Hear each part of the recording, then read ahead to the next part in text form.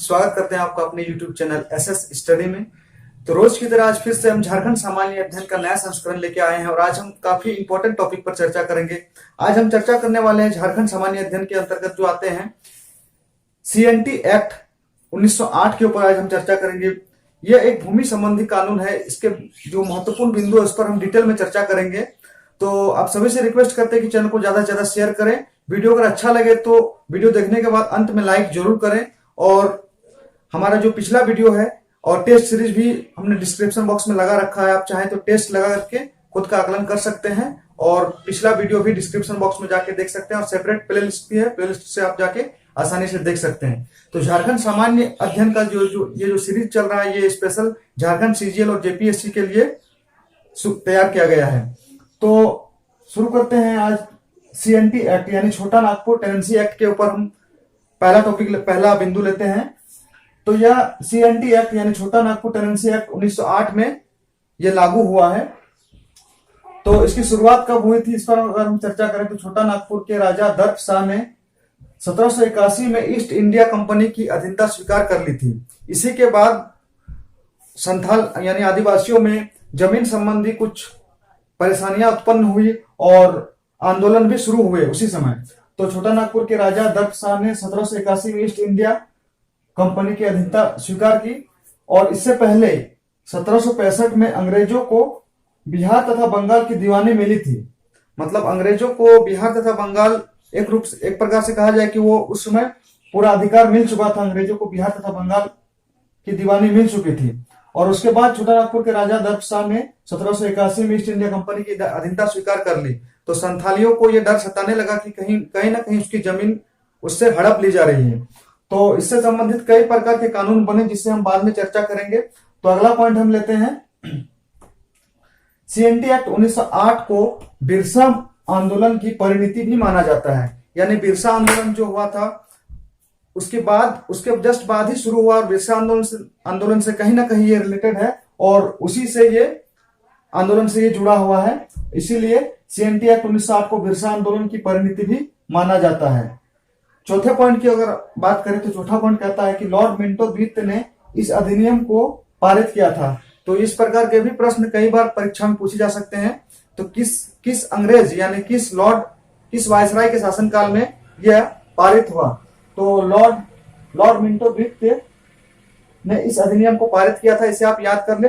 Lord Minto प्रथम भी हो सकता है ऑप्शन में, तो लेकिन आप यह ध्यान रखें कि लॉर्ड मिंटो द्वित के समय ही सीएनटी एक्ट पारित हुआ था। बढ़ते आगे और लेते हैं पांचवा पॉइंट। तो पांचवा पॉइंट कहता है कि इस अधिनियम को बनाने में, ये काफी इंपॉर्टेंट पॉइंट है दोस्तों। पांचवा पॉइंट, इस अधिनियम को बनाने में जिस व्यक्ति का सबसे अहम योगदान है उसके बारे में आज हम 5 नंबर में चर्चा कर रहे हैं। तो इस अधिनियम को बनाने में मिस्टर लिस्टर का काफी अहम योगदान था और 5 नंबर से 7 नंबर से रिलेटेड है।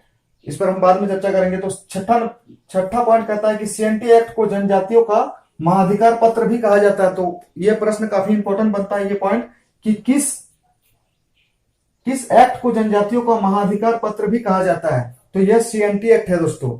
ये पिछले बार हमको लग रहा है कि जेपीएससी या सीजीएल में पूछा गया था ये प्रश्न। सीएनटी एक्ट को जनजातियों का महाधिकार पत्र कहा जाता है। 7वां पॉइंट कहता है कि इस एक्ट की रूपरेखा को किसने तैयार किया था। तो इस प्रकार के भी प्रश्न कई बार बन सकते हैं और ये संबंधित है 5वें नंबर से कि इस अधिनियम को बनाने में किसका अहम योगदान था।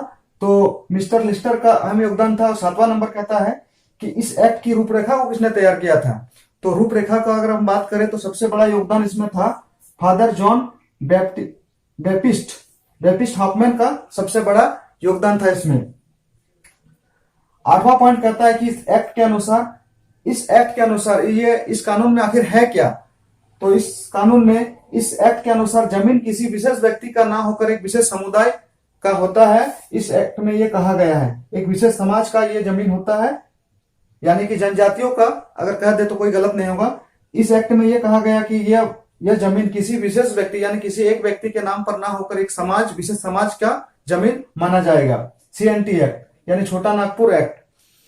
9वें पॉइंट की अगर हम बढ़े तो 9वां पॉइंट कहता है कि सीएनटी एक्ट 1908 में कुल इस एक्ट में इस पूरे सीरीज का सबसे इंपॉर्टेंट, पूरे क्लास सेशन का सबसे इंपॉर्टेंट और सबसे महत्वपूर्ण अगर हम बात करें तो यही पॉइंट है, क्योंकि सीएनटी एक्ट 1908 में कुल 19 अध्याय हैं। 19 अध्याय के बारे में बाद में हम फिर से सेपरेट वीडियो लाएंगे, यानी सीएनटी एक्ट के विषय में जो अध्याय है, अनुसूची है, धाराएं हैं, उस पर हम चर्चा करेंगे।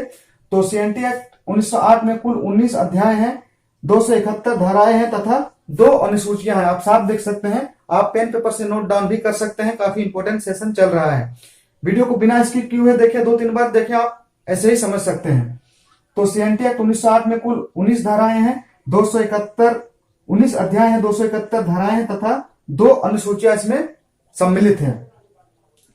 बात करते हैं 10वें पॉइंट की ओर। तो विल्किंसन इससे पहले, यानी सीएनटी एक्ट से पहले संथालों को संथालों के बीच संतोष प्राप्त करने के लिए अंग्रेजों ने कई एक्ट पारित किए, लेकिन वो असफल रहे। इससे पहले सीएनटी एक्ट से पहले कई महत्वपूर्ण जो एक्ट हुए वो पारित हुए, उस पर हम चर्चा कर रहे हैं कि विल्किंसन जो रूल है, विल्किंसन एक्ट जो है वो कब पारित हुआ था। तो विल्किंसन रूल 1837 को पारित हुआ था। सीएनटी एक्ट के पहले यह आई, जो कि कारगर सिद्ध नहीं हो पाई, यानी इसमें अंग्रेजों का भरोसा नहीं जीत पाया इस एक्ट में।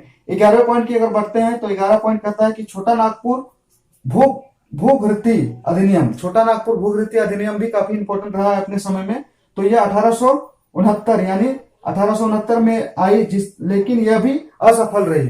तो सीएनटी एक्ट के पहले कई बार अंग्रेजों ने यह प्रयास किया कि संथालों के बीच एक भरोसा कायम किया जा सके, लेकिन वे असफल रहे। उसके बाद जो अंत में आया, यानी छोटा नागपुर टेनेंसी एक्ट, इसके बाद भी हम बात करेंगे संथाल परगना का जो एक्ट है उसके ऊपर हम वीडियो फिर से लाएंगे। तो सीएनटी एक्ट यानी छोटा नागपुर भूघृती अधिनियम 1869 के बाद ये एक्ट आई, जिसमें अंग्रेजों के बीच संथालों का संतोष कुछ हद तक कायम रहा। और अंतिम पॉइंट हमारा कहता है कि छोटा नागपुर भूघृती अधिनियम यानी 1869 में आई, यह भी असफल रही। यानी कि इस एक्ट ने भी अंग्रेजों के इस एक्ट ने भी संथालों का वो भरोसा कायम नहीं कर पाया जो वो चाहते थे। यानी भूमि संबंधी जो असंतोष पैदा हुआ था संथालों के बीच, उसमें वो सेटिस्फाई नहीं हो पाए। और इस एक्ट के बाद, यानी छोटा नागपुर भूघृती अधिनियम के बाद ही ये आया, छोटा Nagpur tenancy act 1908 Lord Minto द्वितीय के शासनकाल में आया। तो छोटा नागपुर भूघृती अधिनियम 1869 भी आई, लेकिन यह भी असफल रही। इसे भी आप याद कर ले। ये 10 और 11 इंपॉर्टेंट है। विल्किंसन रूल कब पारित हुआ, यानी 1837 में, और छोटा नागपुर भूघृती अधिनियम 1869 में आई। तो इसे आप पूरे के पूरे इस सेशन को आप चाहें तो पेन पेपर से नोट डाउन कर सकते हैं, या वीडियो के अंत में आप स्क्रीनशॉट भी लगा सकते हैं। तो फ्रेंड, आज का हमारा ये वीडियो कैसा रहा? किसी प्रकार की अगर वीडियो में त्रुटि हो तो कमेंट के माध्यम से जरूर बताएं। वीडियो अगर अच्छा लगे तो लाइक जरूर करें। लाइक करने से मोटिवेशन ग्रो अप होता है दोस्तों। और हमारे चैनल से जुड़े रहें, चैनल को सब्सक्राइब जरूर करें। आज के लिए इतना ही। Thank you.